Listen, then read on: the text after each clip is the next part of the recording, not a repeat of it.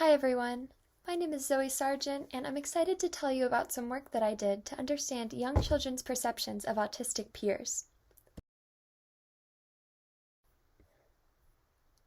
So for a little bit of background, lots of prior work has found that young children are sensitive to behavioral norms and disapprove when people violate these norms, which could lead children to disapprove of people whose behavior is harmless but atypical, such as many of the behaviors that characterize autism.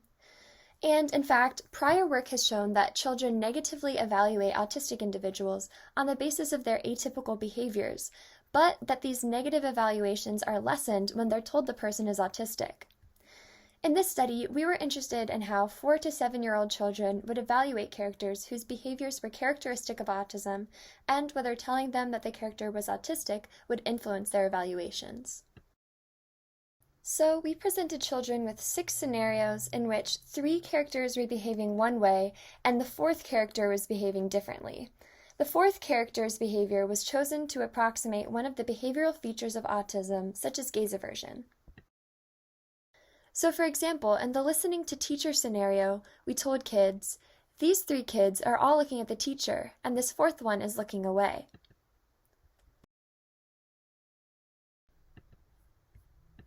For half the kids, we said, this kid looks away because he doesn't look at the teacher while he listens. And for half the kids, we told them, this kid has to look away because he's autistic, which means his brain is different from other kids. We asked children about both the normative character and the autistic character, and asked whether the behaviors themselves were okay, as well as whether they'd want to be friends with the characters. This first graph is showing the number of times out of 6 scenarios that children said either the normative or autistic-like behaviors were okay.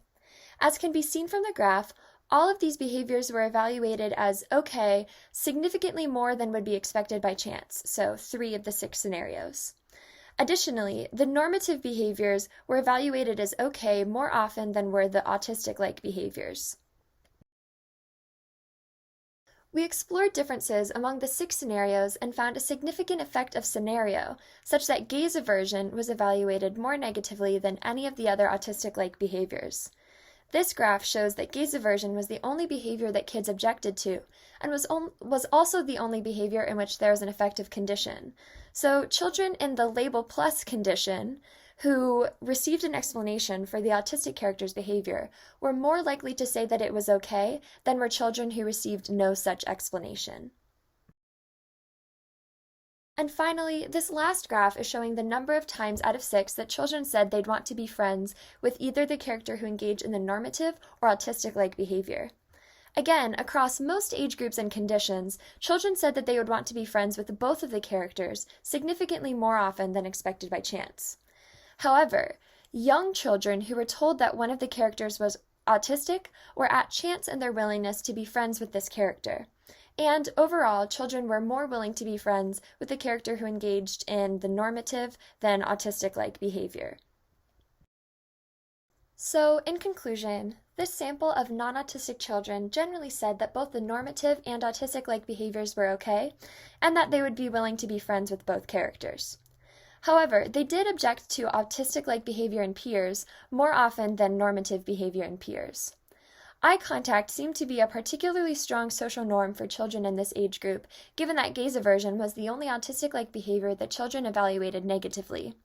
And, contrary to our expectations, there was overall not an effective labeling, except in the gaze aversion scenario and when young children were deciding whether they'd want to be friends with the autistic character. This second finding suggests that explaining an autistic child's diagnosis to young, non-autistic children might actually decrease their willingness to be friends with their autistic peers. We recommend that future research continue to explore how specific behaviors, the way adults explain autism to children, and children's age have on their acceptance of their autistic peers.